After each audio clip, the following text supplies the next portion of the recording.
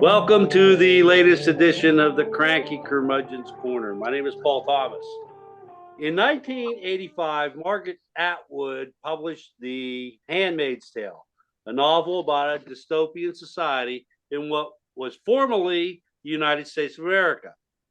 Most of us became familiar with Gilead, the name of the nation it became, from watching it streamed for 5 seasons on TV.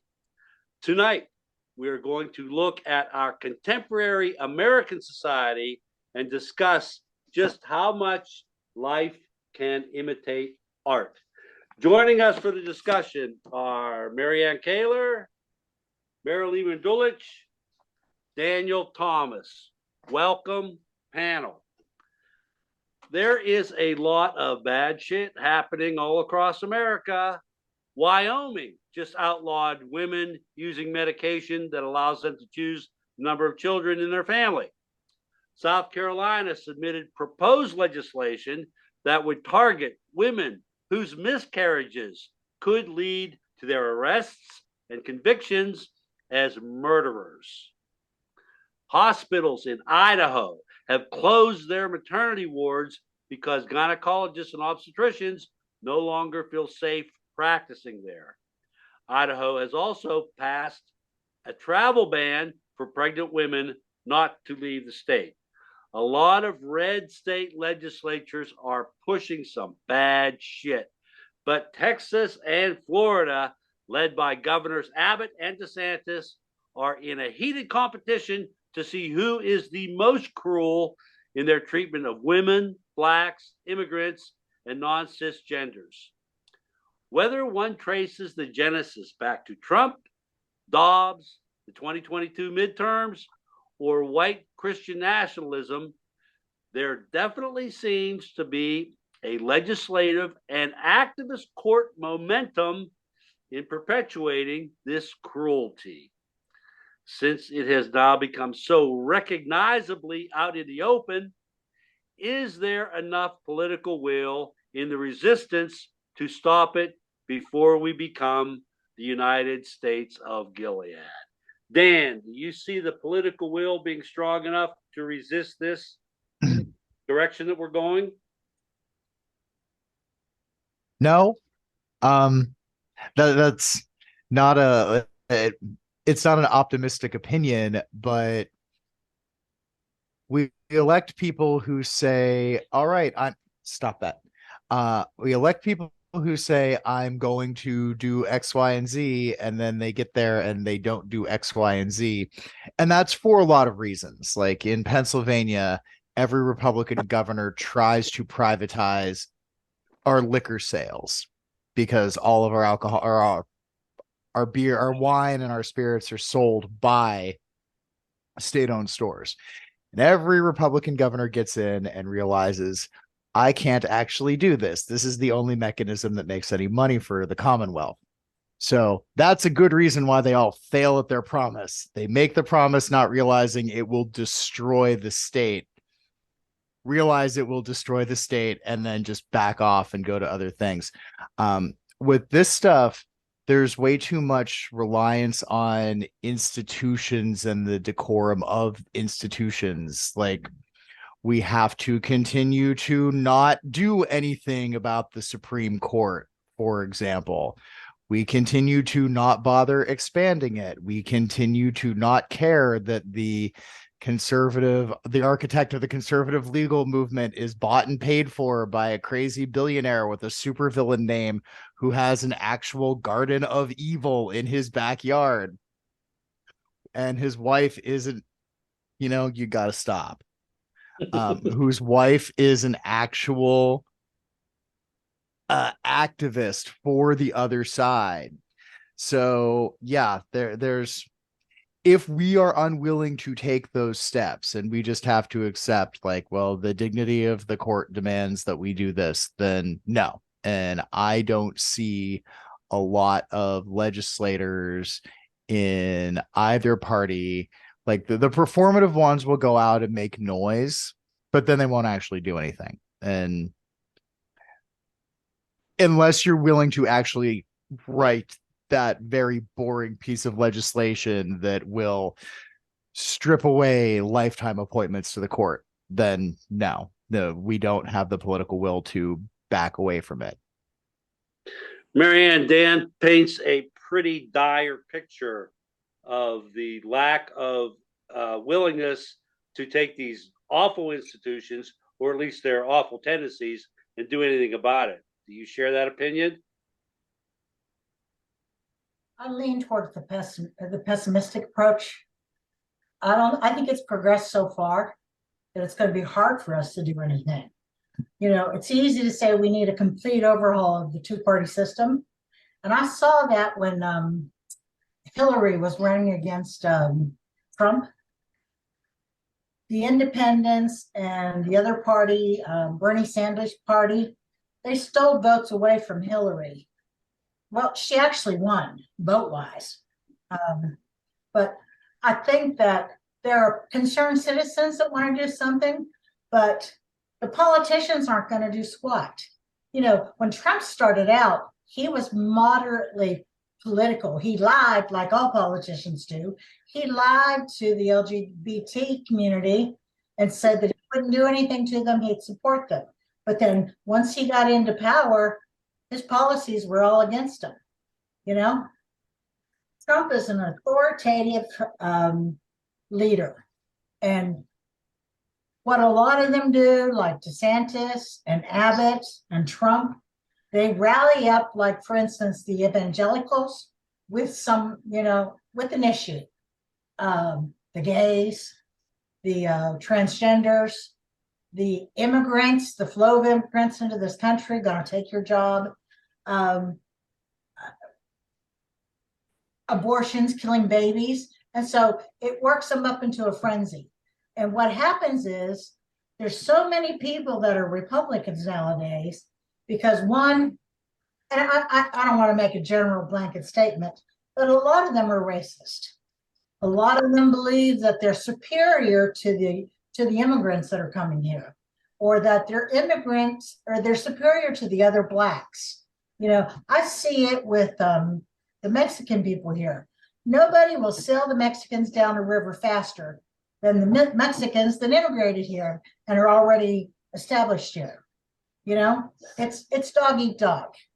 And so I don't know what we can do to turn it around because the Supreme Court, it's all special interest. Same thing with the politicians. They're taking care of themselves, lining their pockets. They don't give a damn about what the people want. They get themselves elected and forget about it from there. And, so much has happened in terms of us approaching Gilead. I don't know how we can change it.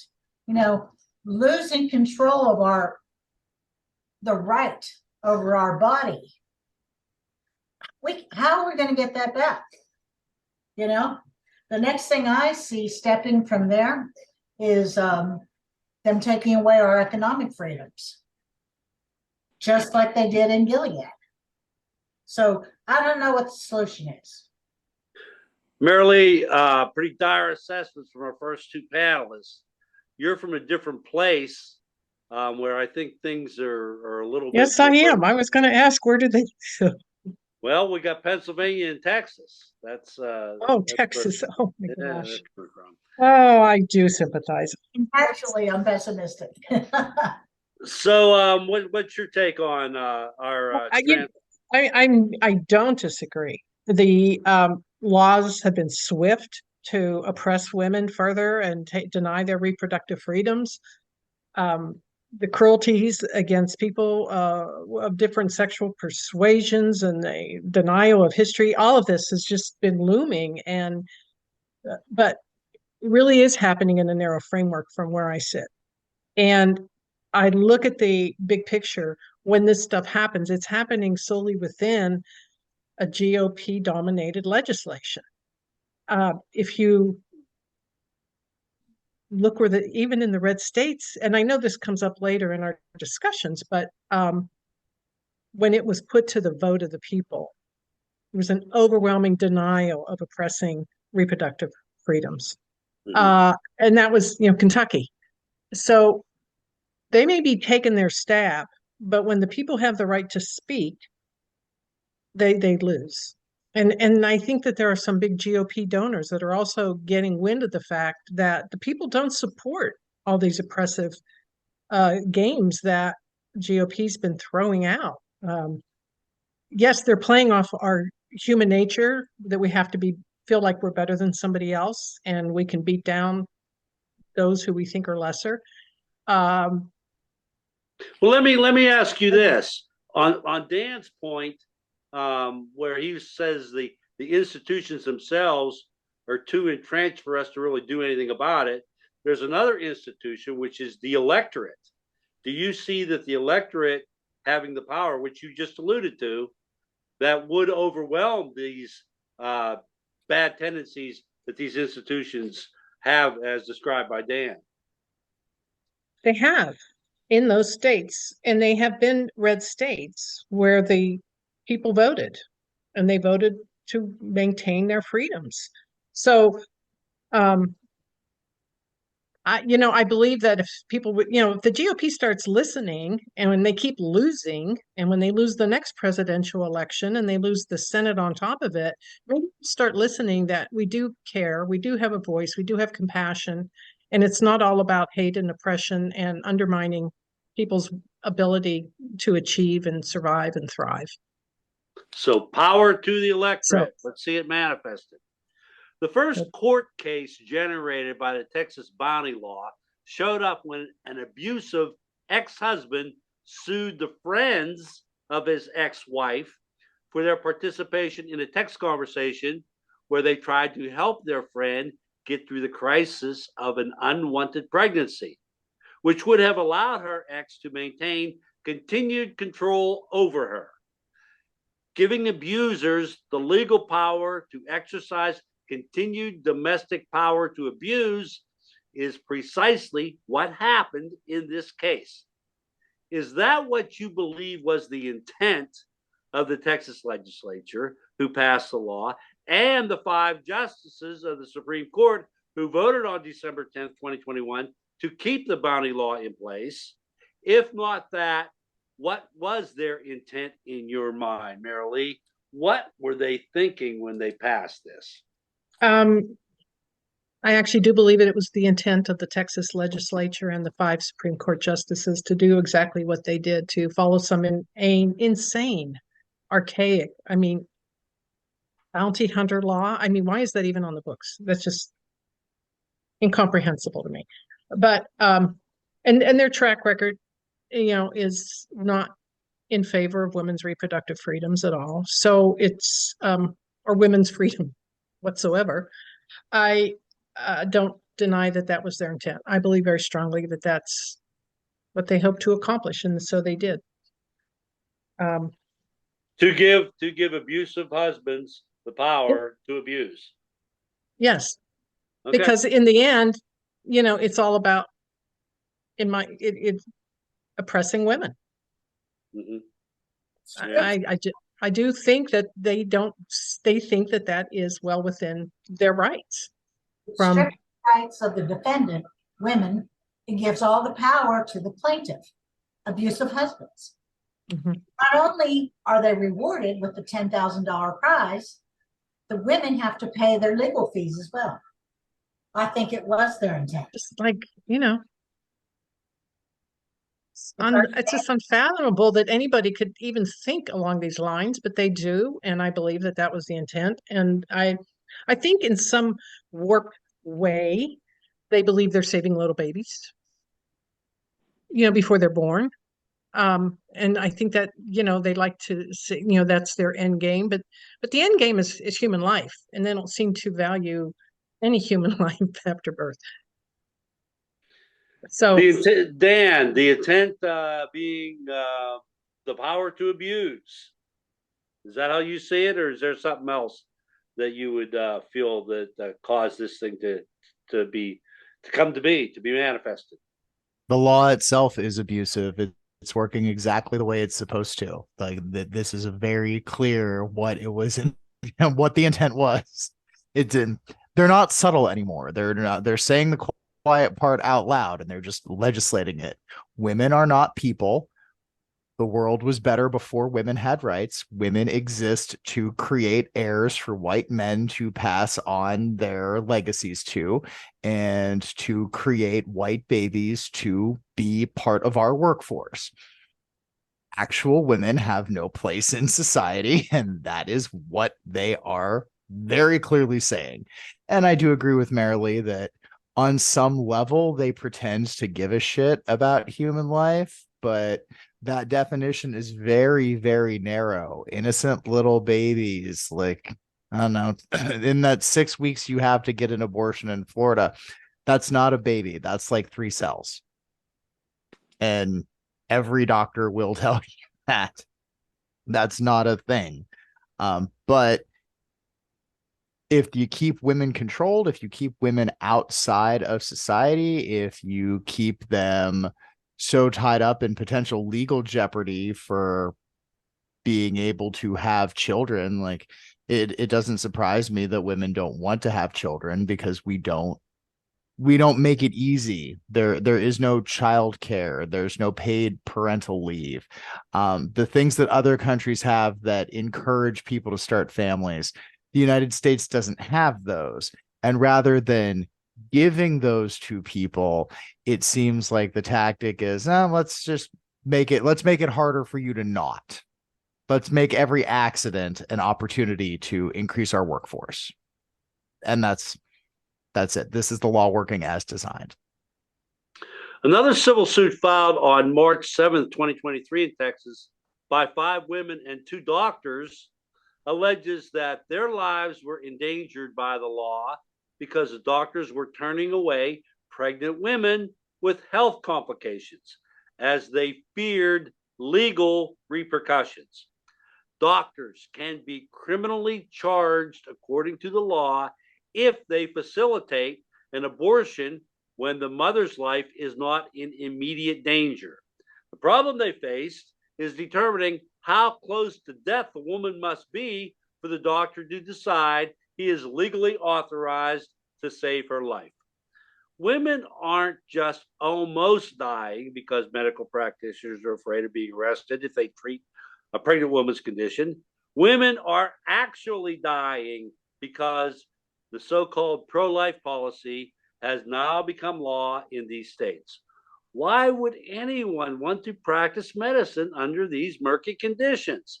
The cost of defending against criminal charges, whether acquitted or convicted, can't be less than 6 figures. Who has that kind of dough? Then why would anybody want to be a doctor if this is going to be the case? Well, why would anybody want to be a teacher in Florida? The answer is you don't. It is making it to the point where people who would actually be good at the professions will not enter the professions because the risk to reward ratio is way too off. So no one would want to be a doctor under those conditions. No one should want to be a doctor under those conditions. And it's, once again, the law is working as designed. The problem that the reason this is happening is because it's pretty settled in standard belief that abortion is healthcare, and there's a ton of medical reasons to end a pregnancy at any given moment.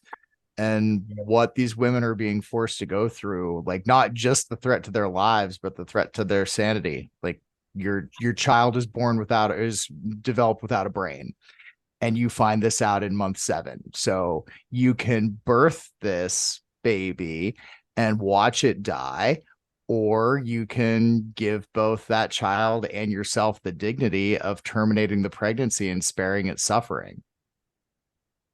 They see the potential baby, and maybe some miracle is going to happen. Yeah, it's a no-brainer. That's a terrible joke, but quite literally. Yes, it's a horrible thing, and I would not want to be in the position to have to tell a mother or a potential mother, like, this is what's going to happen to you, and these are the risks to you, and no, there is zero chance that you're going to have this baby and it's going to be fine. Like, no.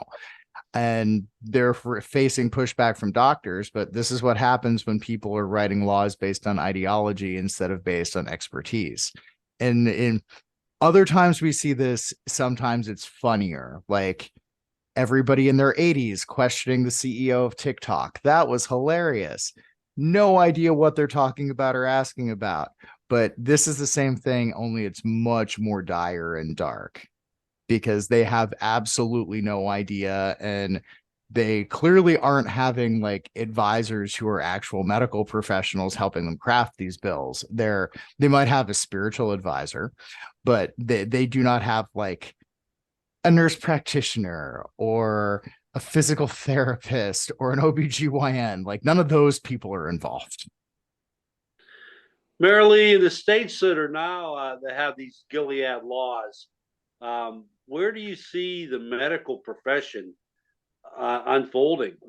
How do you see what's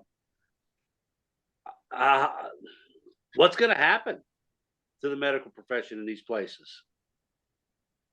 I think the population needs to rise up and demand proper health care. It's terrible. You can't put your medical profession. I agree with Daniel completely. They're making laws and they have absolutely no medical experience or input or practice.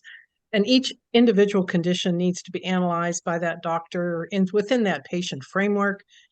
To make these blanket laws that don't apply to people in many conditions is just unfair. So the medical profession is put in this juxtaposition between, the Hippocratic Oath and first do no harm versus who gets to live, and who do I have to carry forth, and what and who has to be punished, or who has to die. It's terrible. Yeah, and how do I stay out of jail? Yeah. So as they continue to lose, medical professions, you can only hope that the people themselves see the writing on the wall, and the lack of care in and of itself will hopefully help bring forth some common sense. Marianne, this has been kind of like started out in Texas. Have you seen anything from your perspective and your location with the medical industry and how it's been reacting to this? No, not really, because I'm not of childbirthing age. I don't know anyone that's pregnant. I'm just not, I don't have any firsthand experience. Mm-hmm. So I couldn't really answer it. Okay, just from what you see in the news, is there any comment you'd like to have about what we're talking about here? My referencing the question, I thought that if I was a doctor, med student, I would change course and not study women's reproductive rights. And I also think that in terms of, the population rising up and doing something about this, this is targeting poor people, lower class. Somebody with money is going to be able to do something, back alley or whatever. But to your average poor person, like a Black lady, Hispanic woman, they're going to be stuck having a kid. And, they're wanting to cut away welfare benefits, and they've already chipped away at that. Somebody that has so many kids to feed can't go out and work. I just see this as targeting, not only punishing women, but also punishing minorities. The Florida onslaught has many fronts. Flying immigrants from Texas to Massachusetts, firing district attorneys for not being woke enough, not allowing gay mention in any public school setting, arresting registered voters for voting, bans on abortions after 6 weeks, banning books that tell historical truths, including poems recited at the last presidential inauguration. I'm sure there's a lot more to list that I missed, and most of these efforts seem designed to intimidate any opposition to DeSantis's anti-woke agenda. He won re-election by 19 points. How do you assess the long-term political success of this full-fledged fascist extremist strategy? People who voted for DeSantis back in 2022 knew exactly what he was like. There was no hidden persona that he managed to conceal. He was all out fascist authoritarian before the election, and he promoted it, and he won by 19 points. Marianne, how do you see this political success continuing, or do you think the people like Mary Lee suggested are going to rise up against it? I don't know. I think it's going to continue. It's like I said about the politicians that whip the evangelicals into a frenzy. You know, they whip the voters into a frenzy about these immigrants and about all these other issues, and then they go out and vote, and they keep these kind of politicians in power. There are people that love DeSantis, and he made no secret of who he is. Abbott's made no secret of who he is. You know, I think they just continue doing what they're doing. I'm hopeful, you know, in Kansas, for instance, when the Supreme Court came out with that Dobbs case, Kansas, the voters came around and said, no, we're gonna keep women's rights. But you know, I see the politicians doing sneaky stuff like in Alabama, where you have a large Black population, not letting them redistrict or not letting there be fair representation of Black people. And so, you know, they're messing with the voting system. Yeah, just the other day, the Supreme Court ruled against Alabama. Did you hear about that?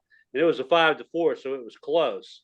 But they said that gerrymandering was unconstitutional. So, Mary Lee, you're back to talking about the electorate. Florida is a bad example. California is a better example. But you ended up having more Republican congressmen come out of your state this time than was in the previous Congress. So, so what do you think? Not that many more. Well, right. It was New York that tipped the scales. That's what shocked me. That's true. That's true. Yeah. I mean, we're always going to have our ebbs and flows, and I understand that. And I find Florida's assimilation of DeSantis's insanity, like truly shocking, because I don't believe all Floridians are that half-baked. I think DeSantis is going to get his ass kicked on his campaign trail. I'm very glad he's running for president, because I now think he's going to see what the nation sees of his anti-woke banned books. You know, people can still embrace and be proud of being anti-woke, and I know them, and I see them, but they will become humiliated in time. It is an ignorant bastion to be going down this trail, hating people, being, you know, leveling these cruelties against children. I mean, it's not just about oppressing women. I mean, he is across the board hateful, and everything about him is a hate-filled policy. So DeSantis is going to get his comeuppance, and it's going to be on the presidential trail, because as a nation, we will rise up against him. And we, you know, of all people, for whatever reason, may become their nominee. But I'm not worried. They have nothing to offer. They have nothing to offer this nation. They're a bunch of shells, hate-filled shells, and those people will not win that office. And I think that really matters. That's what they want. That's the big prize. And they're going to find that these policies don't win the presidency. Dan, to Mary Lee's point, there's more of us than there are of them. There's more people who think with decency than with cruelty. And so to that point, although DeSantis did win by 19 points, how hopeful are you that this strategy of decency winning over cruelty will prevail? I'm more concerned than Marilee seems to be. Um, the I think DeSantis wins in Florida because DeSantis uses his platform and his voice, his very annoying voice, listening to him talk. That's where he's going to lose. Put him up in a debate with literally anyone, and they'll have to hear him speak, and it doesn't matter what he says. Ron DeSantis has frightened his electorate. They're coming for your jobs. They're coming for your guns. They're giving your preschoolers involuntary gender reassignment surgery. All he does is work his people into a frenzy by scaring them. He has nothing positive to offer, so he doesn't try. The not trying, I can respect. He understands there's this level of self-awareness that he's got nothing positive to offer. On the other hand, I also don't think he's ever going to see what the rest of us see when he looks in the mirror, because he doesn't have a whole lot of self-awareness. You cannot shame these people because they have nothing to be ashamed of. They have no concept of shame. They do not care that they hurt other people. The cruelty is the point. And DeSantis wins Florida by scaring his elderly Fox News watching constituency into coming out and voting because scary black trans people are going to come take your jobs and scary Cuban socialism is going to come back and starve you. And they traffic in fear. Now, I don't understand why DeSantis isn't in jail for human trafficking after kidnapping those immigrants in Texas and sending them to the vice president's house, as well as all the other stunts he pulled. But he went to another state, lied to people to get them on buses and planes, and sent them elsewhere with no supports. Like, that feels like human trafficking to me, and the Republican Party is theoretically against that, but they're also against stifling free speech, and they're very pro free market. So his fight with Disney is just fascinating to watch. I'm not sure how I feel about watching capitalism fight authoritarianism, but I guess the enemy of my enemy is my friend here.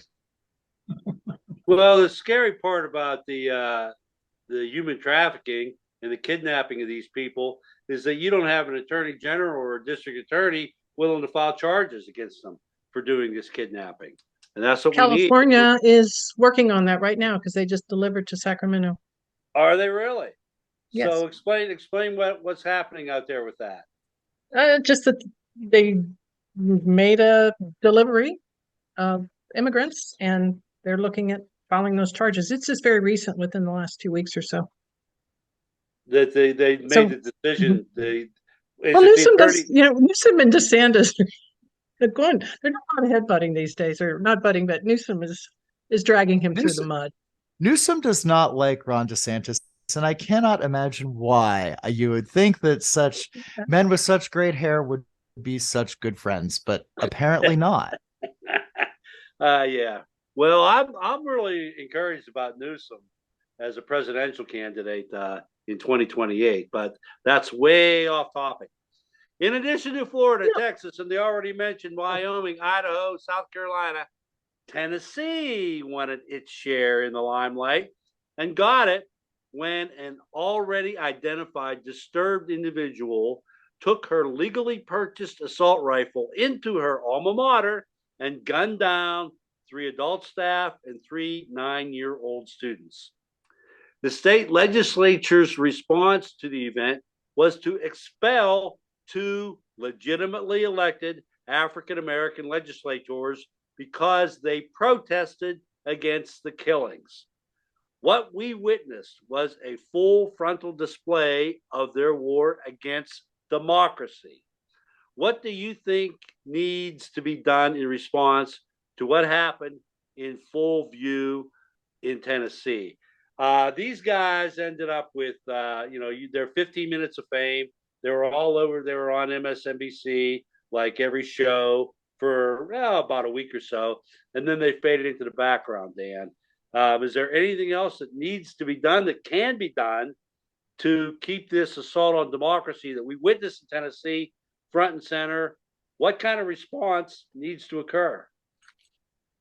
Okay, first, don't sleep on those two, because what we watched there was the Tennessee State Republican Party introducing two bright, shining new stars to the Democratic national scene.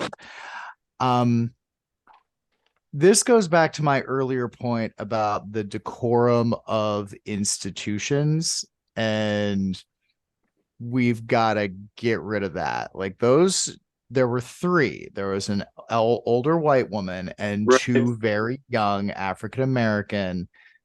I believe they were state senators. No, I Or were think they they're House- legislators. Okay. Well, the three of them all protested. They were very loud. They joined the peaceful demonstration outside of their House chamber, and the two black ones got expelled, and the white woman survived her expulsion vote. And the white woman was very clear, maybe this is because I'm an older white lady. Mhm. somehow I got through. And she's never disavowed, she's stuck around with them, so good on her.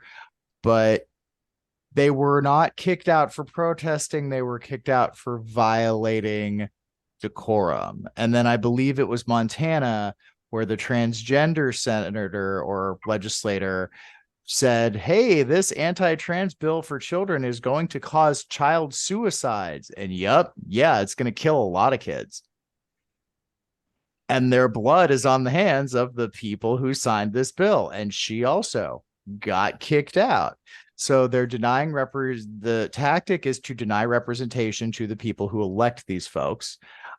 They still hold the two from Tennessee were immediately had special elections where they won by landslides and were immediately sent right back. I don't know what's happening to the woman in Montana, but yeah, you're violating the decorum is not a viable strategy for legislating. But that's all they have. They're falling back on empty rules because the process to them is more important than the result. Or no, the other side cares. The Republicans care more about the result, and they'll do whatever they have to get it. The Democrats cling to the rules because the rules are the only weapon that they have, but that weapon is being taken from them and used to bludgeon them. And it's not okay. Like when Elizabeth Warren got silenced in the Senate for reading Coretta Scott King's letter about Trump's first attorney general, who was the racist guy, and Mitch McConnell said, nevertheless, she persisted. So that's why we had to stop her. And that became her rallying cry for the next 5 years.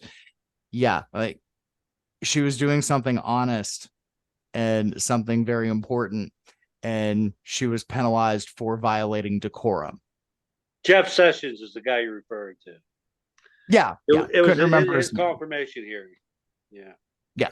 But we're letting our side is letting itself be smacked around by the rules when they know exactly what is happening and aren't being forceful enough at stopping it. And that I am a lawful rule follower, but there are some times when you just have to say, this is wrong and we need to change it. And nobody's doing anything to change these rules. So we're just letting it go. And that's where I'm running into a problem. Marilee, Dan says we need to change the rules. And that's the problem, that there's not enough will to do it. How do you see it? What happened in Tennessee? And should there be some kind of more vigorous response to what happened there? I think the response was very vigorous. And I think the people really spoke loud and clear. And I felt that Tennessee had already had a backup plan because they were instantly reinstated within a couple days, both of them. The fact that they actually exercised their power and authority in such a horrific fashion and truly did show their racism when only the two young black gentlemen were expelled. So I think the rules in Tennessee actually protected the elected officials and the electorate that they represent. Montana, I thought that Zoe, I think Zephyr was her name. I think she was just silenced and never allowed to speak on the floor. I'm not sure they actually expelled her for I don't making think a public comment. she still holds the seat, but I don't think Yeah. she's allowed into the room anymore. Maybe that's it too. I mean, again, they're lacking representation. Absolutely. I mean, it's the same thing. Maybe they're doing that because maybe there are protective measures that would allow her to be reinstated. I'm not really sure. I mean, the fact that they're exercising power in such a way, and then it turns on them, and it exposes them. And I don't think anybody who looked at Tennessee during that period saw them as anything but ugly old white people. So you see the net result as it played out as positive? It's very negative for them, yes. I don't think Tennessee came out like a shining star. I think they Well, looked horrible. I'm And pretty sure their maybe speaker not is on being Fox. I indicted. don't know. Pardon me? I'm pretty sure their speaker is being indicted for tax fraud and not actually living in his district. And like, if you're doing crimes, keep your mouth shut. And he didn't do Don't bring that. attention to you. Well, Ken Paxton has been under investigation for 10 years, and they finally managed to bring around the articles of impeachment just now. Marianne, do you think that the response that occurred in Tennessee was sufficient as far as exposing how really undemocratic these Republicans are? Yes, I do. And like Dan said, it's shown a spotlight on the speaker, because now he's got issues for problems that he knew he had, but they've brought it to the attention of everybody. Not living in his district. So I think it was a good response. Okay. Throughout The Handmaid's Tale, Margaret Atwood put a major emphasis on the utilization of religion and religious authority to justify Gilead's imposition of comprehensive policies denying women's rights. Is the emphasis on obedience to God's will the most important tool in the box of the zealots behind the fascist takeover attempt? If not religion, what do you see as their primary weapon? Marianne, you mentioned before it's like fear. Do you think religion has a more robust weaponry than fear, or do you think it's the fear and the rhetoric that is their biggest tool? I think religion plays a bigger role. They use it historically. It's been used more often to whip people into shape, to scare people. Like the example of the evangelicals I talked about. That caused Jimmy Carter to lose the second term that he was running for. Because yeah, well, Jimmy Carter was like the first evangelical because, and then within 4 years, Reagan took over that mantle. Yeah, they used it against him to get Reagan into office. Yeah. Marilee, religion as their biggest tool or the biggest weapon, or something else? Oh, I think very much that it's religion that is corralling a lot of these laws, or misinterpretation of religion, I should say. I don't know that I'm not a biblical person, but I don't know that there's anything in the Bible that recommends suppressing women, keeping them barefoot, pregnant, denying them dreams, being cruel to transgender kids, banning books. I don't know that there's anything in the Bible that says go forth and be ugly. Yeah. So it's human interpretation, and it really just goes back to the human nature to want to best people, want to be, to exclude and to admonish and to judge. So yeah, they use religion, but it's fraudulent. I don't think it has any positive spiritual use in that regard. And I do believe religion does have a lot of positive elements to it. But when they use it in this fashion, it's a total Dan, misuse. Dan, having God's will behind you seems to me to be what they are using most often, because they seem to know what God's will is. No one else seems to know it, but that is that it for you? Their belief that God's will is what they think it is? Yes, because it's been a long time since I read that book, but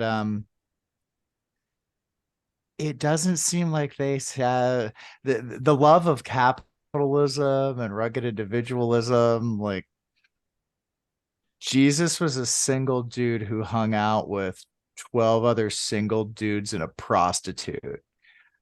I don't think he's got the same morality that they seem to have. Like, they like the part where they're on top and they're made the top people and they're rewarded at the end of the world. They don't like the be nice to people part. Like, that seems to just be beyond them. So yeah, they're making it up. It's not they don't have justifications for this behavior. And the small justifications that they can find are really, really quite twisted. Like, you might have one verse in Leviticus about not eating shellfish or something, but they do. But then 10 verses later, there's something about women should not speak or gays should not have sex with each other. And then they're all about those rules. But enjoy your shellfish and your mixed blend fabrics and everything else that's very specifically outlined and actually serve some kind of purpose for you back in the day. No, but they've created a religion, and it's not the same religion that people were following. But I feel like most religions are really all about power anyway, and there's a lot of oppression in every single one. If you want to practice religion, that's cool. And that's your right, and absolutely do that right up until the minute where you're telling somebody else how to live their life. And that is the point where you have taken it too far. And they don't think that that goes far enough. So yeah, they want us to be Gilead. They want a wall where women who know how to read are hung. That's just what they're into. Yeah, religion is power. That's my belief.